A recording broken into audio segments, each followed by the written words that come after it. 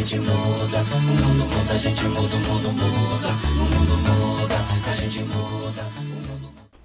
Olá pessoal, estamos iniciando mais um programa Cidadania e Meio Ambiente.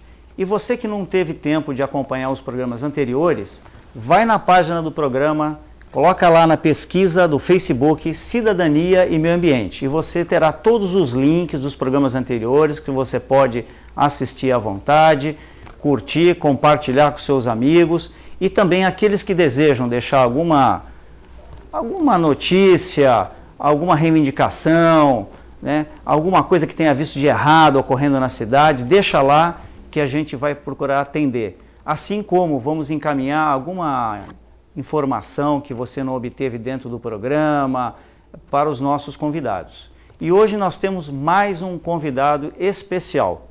Vou convidar para participar do programa com a gente o Dr. Anderson Real, doutor advogado e professor universitário. Um prazer enorme estar recebendo você, Anderson. Obrigado, satisfação Nelson. enorme. Vamos sentar para a gente bater aquele papo. Obrigado, eu que agradeço a oportunidade de estar aqui e fico envaidecido pelo convite, pela importância do programa e pelos debates, os assuntos sempre sérios e que levam mais conhecimento para a população. Imagina, o prazer é nosso e mais ainda por ter uma amizade já de um bom tempo junto à sua pessoa e outros amigos que nós temos em comum, né? É verdade. E é uma satisfação enorme poder recebê-lo aqui. Na verdade, é uma grande honra poder ter um amigo dessa magnitude aqui no nosso programa. Imagina, né? Pode contar sempre comigo.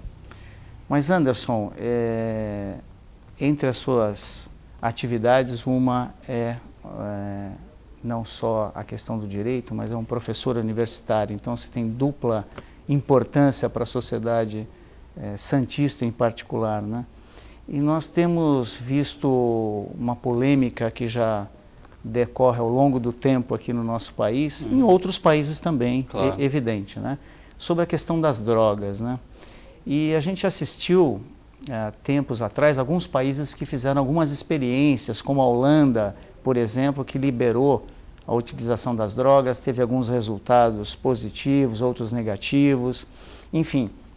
Recentemente, até o Uruguai teve essa iniciativa, o presidente liberou o uso da maconha, né? Exatamente. Enfim, essas sociedades têm feito experimentos, né, para ver o que é que a sociedade demanda de melhor ou de pior em relação a essa questão.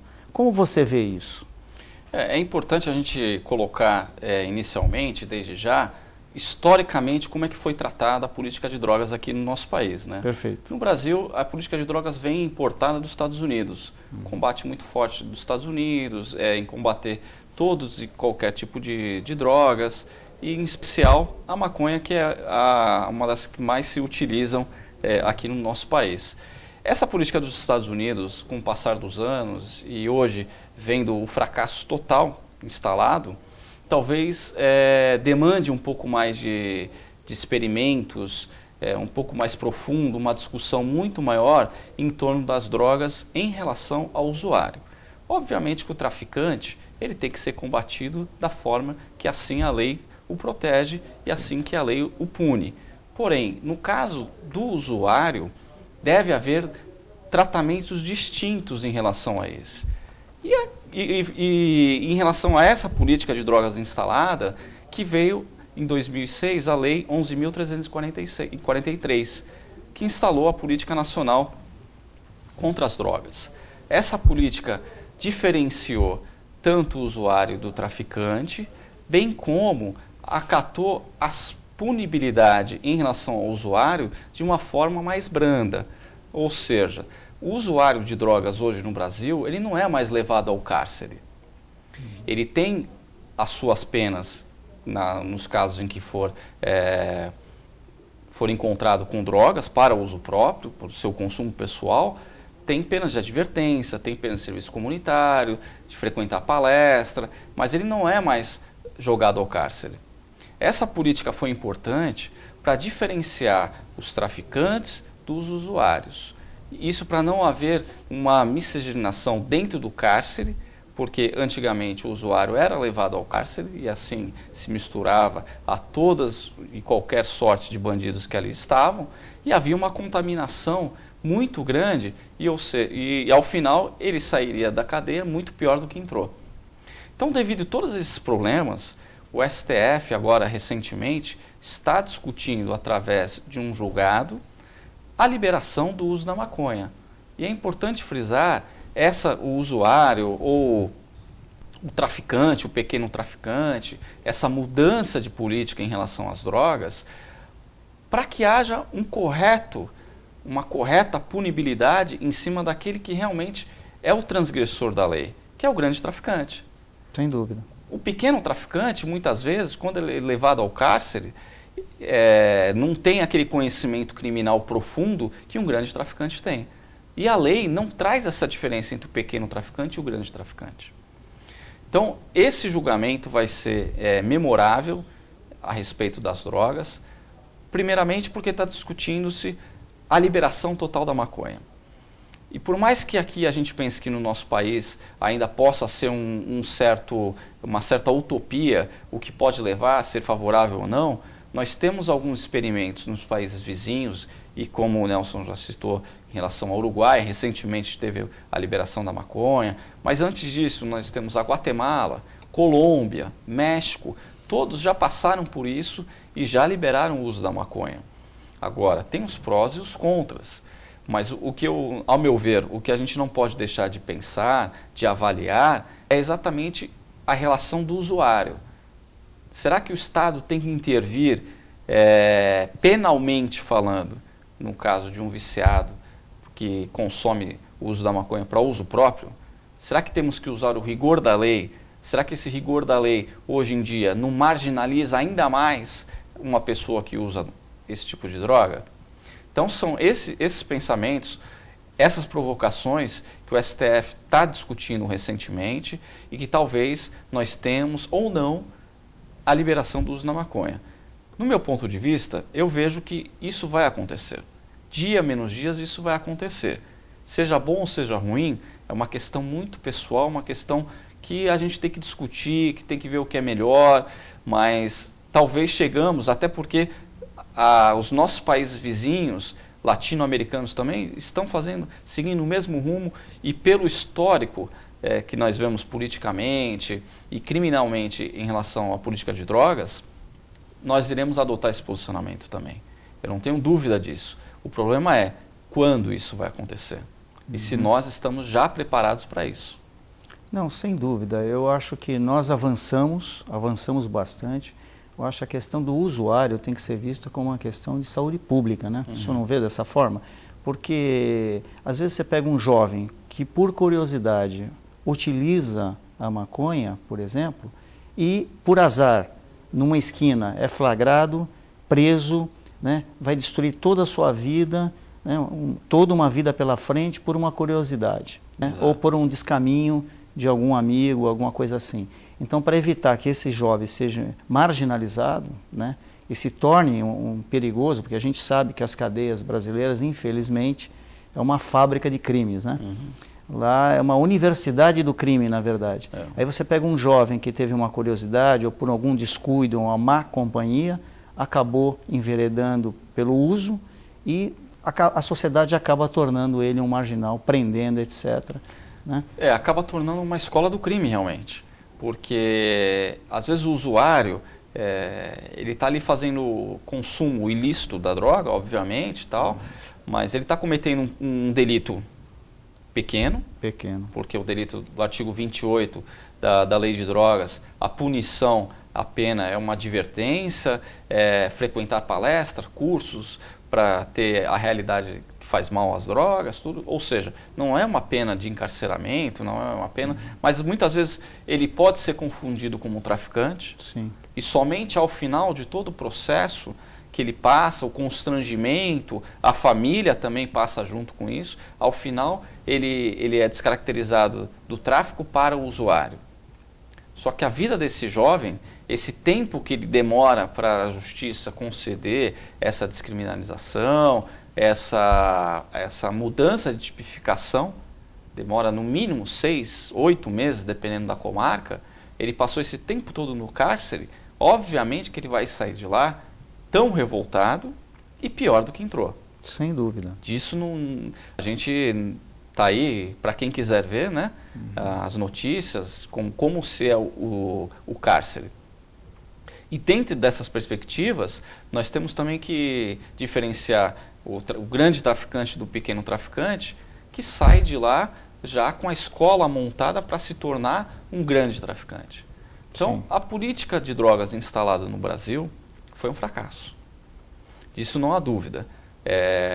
A ressocialização, tal, tudo aquela política científica do direito penal, infelizmente não deu certo. Então, diante disso, o que vamos fazer? Qual a mudança? Qual a perspectiva que nós temos para que esse panorama não se multiplique ainda mais?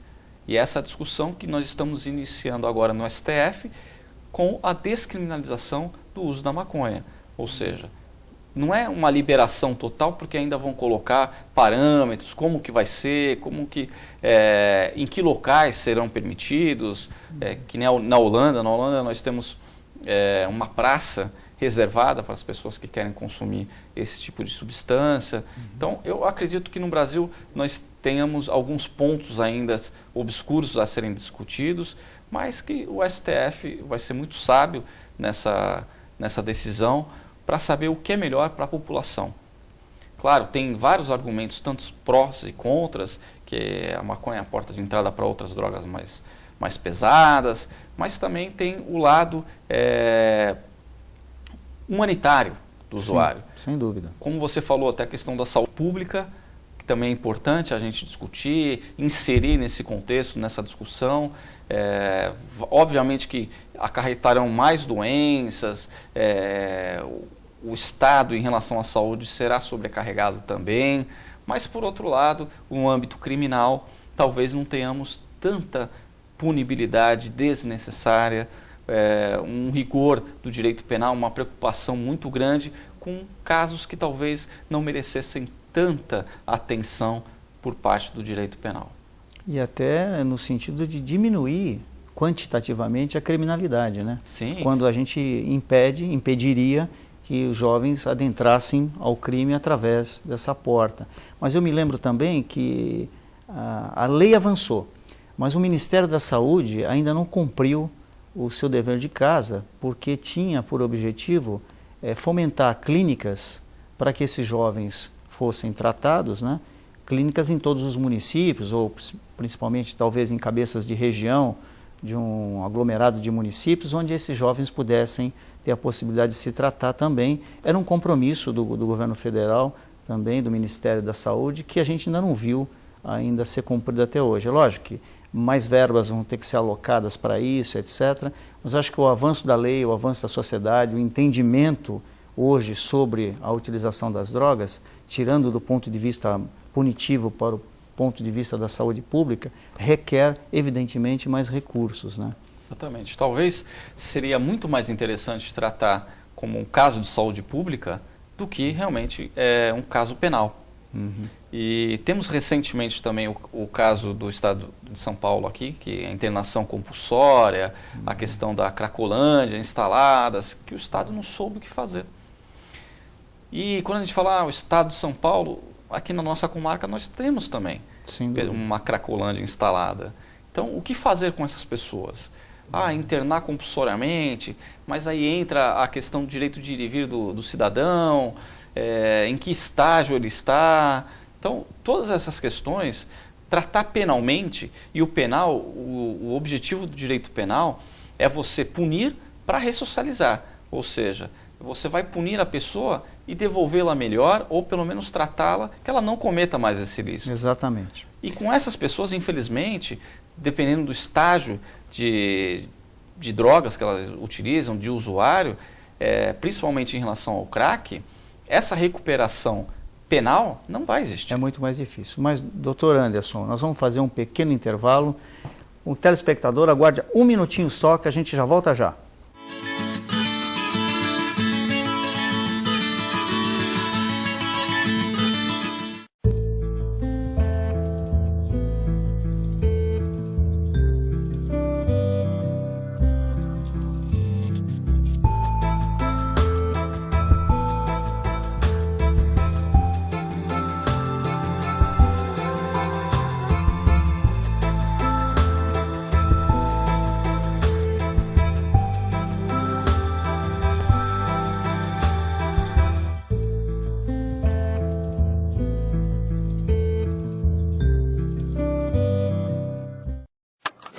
A TV Com traz qualidade e interatividade para a Baixada Santista. Nos preocupamos constantemente com a qualidade de nossas produções. Por isso, investimos em equipamentos e profissionais qualificados. Nosso estúdio é, sem dúvida, um dos mais bem equipados da região. São mais de 40 metros quadrados de tecnologia. TV Com, sempre com você. Corta.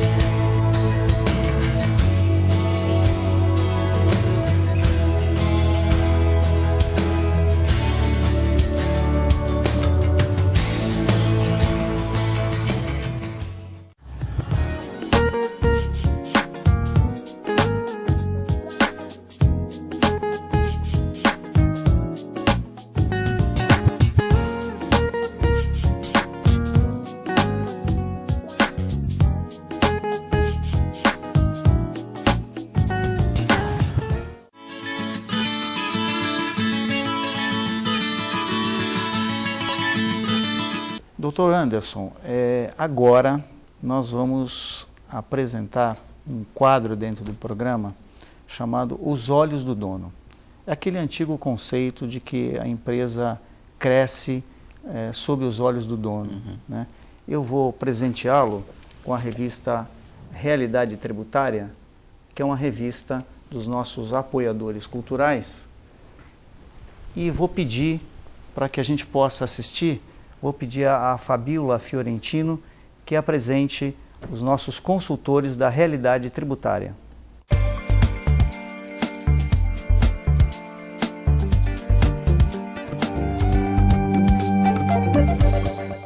Olá, Os Olhos do Dono está de volta com novas dicas e informações para você, empresário. A gente está aqui com o Roberto, coordenador da Realidade Tributária. Roberto, a gente sabe que todas as empresas elas têm dificuldades, têm desafios para enfrentar, mas eu queria que você comentasse, dentro da sua vivência de atendimento às empresas do estado de São Paulo todo, qual é o principal desafio, o desafio em comum, vamos dizer assim, de todas essas empresas? Fabíola, eu gosto muito dessa pergunta porque ela me permite abordar uma pesquisa que foi feita em âmbito mundial, e essa pesquisa envolveu quase 2.000 grandes executivos do mundo todo, e foi feita justamente essa pergunta que você me fez: qual é o maior desafio para o século XXI?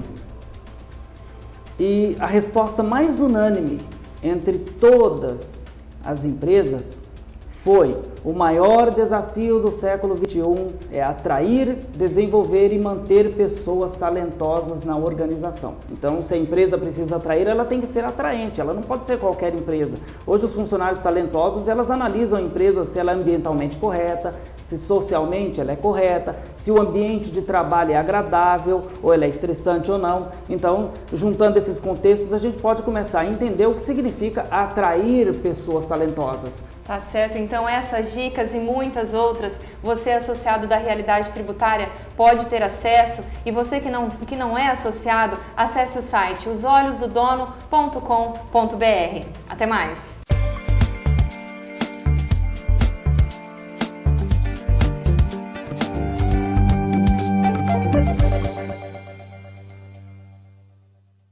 Bom, doutor Anderson, continuando aquela conversa nossa, eu queria aliar aquelas informações que o senhor colocou, trazendo a questão do menor para essa conversa, né?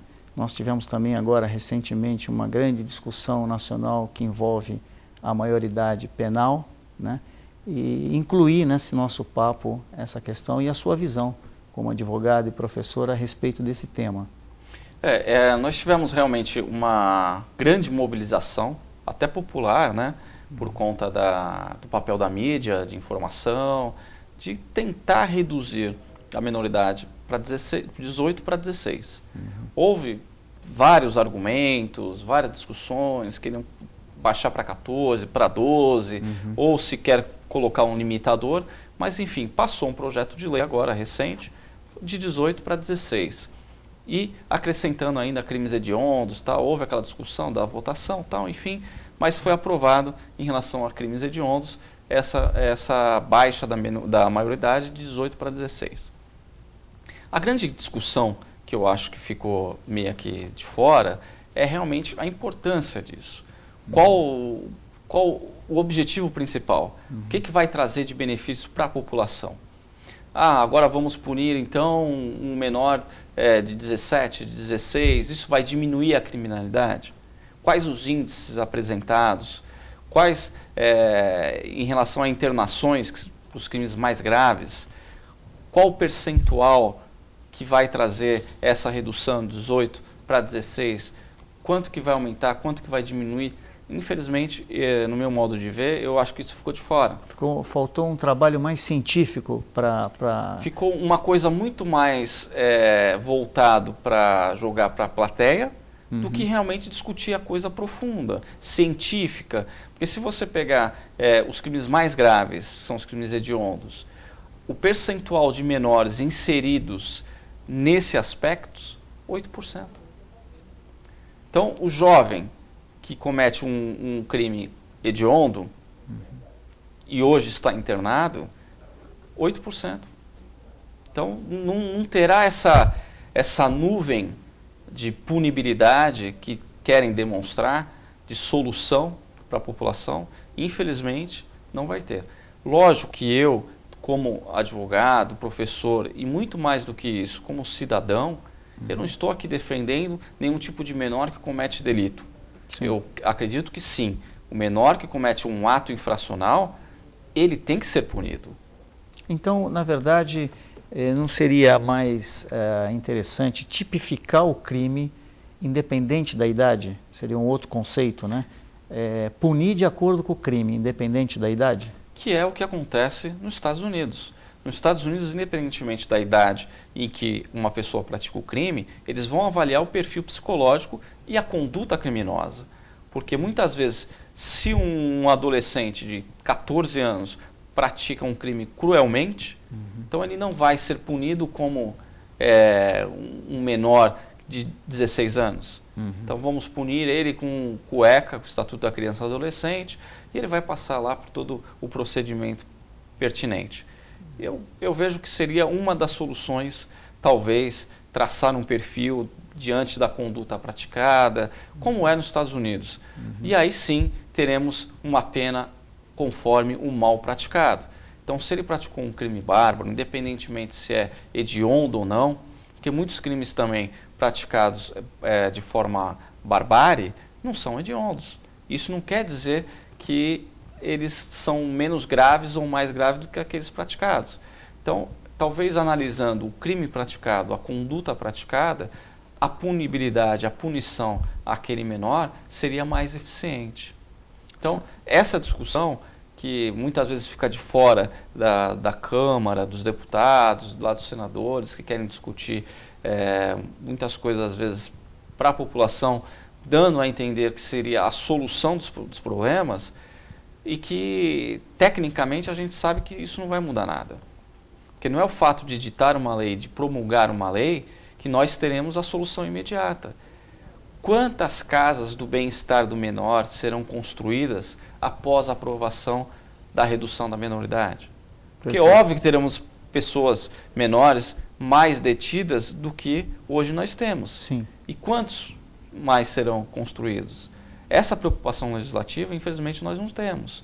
Eu gostaria muito que os nossos políticos estivessem mais preocupados em trazer o adolescente ou a criança ao meio social, ou dar uma condição melhor para aqueles que vivem lá em situação precária, dar uma escola, trazer essas pessoas que vivem na marginalidade, ali de favelas, de pontos de pobreza, trazê-las aos grandes centros para ter um acesso cultural. Esse investimento eu acho que seria muito mais interessante ao jovem do que simplesmente uma discussão banal de baixar de 18 para 16 como se fosse a solução de todos os problemas. E essa proposta do governador Alckmin em aumentar o tempo de internação, qual o seu pensamento em relação a isso? Você acha que isso pode corroborar para melhorar? Porque a gente tem visto que a Fundação Casa, apesar dessa ideia não ser, do meu ponto de vista, tão ruim, ela não tem atingido aqueles objetivos a que se propõe, né? E como você bem falou, a classe política precisa também de um pouquinho de mais qualidade no trato das discussões públicas para que atender melhor a sociedade. E a gente vê muito isso mesmo, de jogarem para a plateia em vez de ter mais profundidade, buscar conhecimento científico para corroborar em cima de uma legislação mais clara e pertinente. E esse aumento do tempo da internação é uma proposta boa ou ainda ficamos com a posição anterior, que talvez seja mais interessante, como é praticado nos Estados Unidos? Eu penso que o fato de você aumentar a internação, principalmente que a proposta do governador é em relação aos crimes hediondos, que aumentar de 3 para 4, 5, 6 anos, então é uma proposta que tem que ser estudada, porque eu vejo com bons olhos você aumentar o tempo de internação. Só que aí tem uma coisa muito técnica que muitas vezes a população, às vezes, juridicamente não consegue enxergar, mas nós, técnicos do direito, temos essa visão. O fato de um menor ficar até 3 anos, e quando ele comete um crime grave, como o crime hediondo, ele fica até 3 anos em internação, e a internação é um regime que a gente fala que é um regime fechado. A punibilidade, a punição dele é muito maior do que o de uma pessoa maior de 18. Por quê? Quando um maior de 18 comete um crime hediondo, ele não vai ficar 3 anos em regime fechado. Muitas vezes ele cumpre 2/3, cumpre um tempo para progredir de regime, e ele passa do sistema fechado para o semiaberto. Então, o fato de você aumentar esse tempo também é uma solução. Bom, doutor Anderson, foi um prazer enorme, né? O tempo não é suficiente para um assunto tão importante quanto esse, mas teremos outras oportunidades. Agradeço muito a sua presença. Com certeza. Eu que fico muito grato, Nelson, pelo convite, pela discussão profunda, séria, de trazer um pouco de informação do direito para todos que nos assistem. E eu fico aqui honrado com o convite e saiba que estarei sempre pronto e atendendo aos pedidos de retorno. Muito obrigado. E você, telespectador, assista a esse programa e os anteriores no Facebook à sua disposição. Um grande abraço e até a próxima quinta-feira, às 21 horas.